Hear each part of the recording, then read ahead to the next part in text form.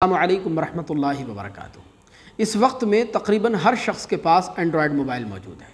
Mobile کے جہاں کچھ نقصانات ہیں تو وہیں اس کے بے شمار فائدے بھی ہیں۔ ان بے شمار فائدوں میں سے موبائل کا سب سے بڑا فائدہ یہ ہے کہ موبائل پر آپ آسانی کے ساتھ قرآن مجید کی تلاوت کو کر سکتے ہیں۔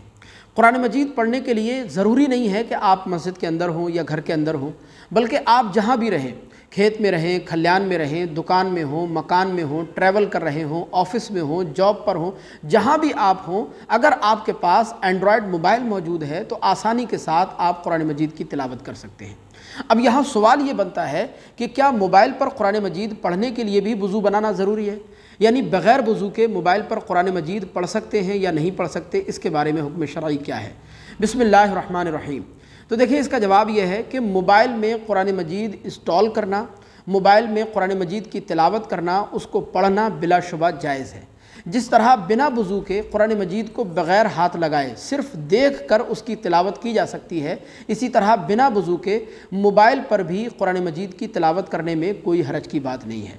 لیکن موبائل پر بنا وضو کے قرآن مجید کی تلاوت کرتے ہوئے اکثر لوگ ایک غلطی کرتے ہیں، اور وہ غلطی یہ ہے کہ جب آپ بنا وضو کے موبائل پر قرآن مجید کی تلاوت کر رہے ہوں تو خیال رکھیں کہ جب قرآن اسکرین پر کھلا ہوا ہو تو اس وقت آپ کا ہاتھ، آپ کی انگلیاں اسکرین پر ٹچ نہیں ہونی چاہیے، بلکہ اس وقت آپ موبائل کو سائیڈ سے پکڑیں، اطراف سے پکڑیں، آپ کی انگلیاں اسکرین پر ٹچ نہیں ہونی چاہیے۔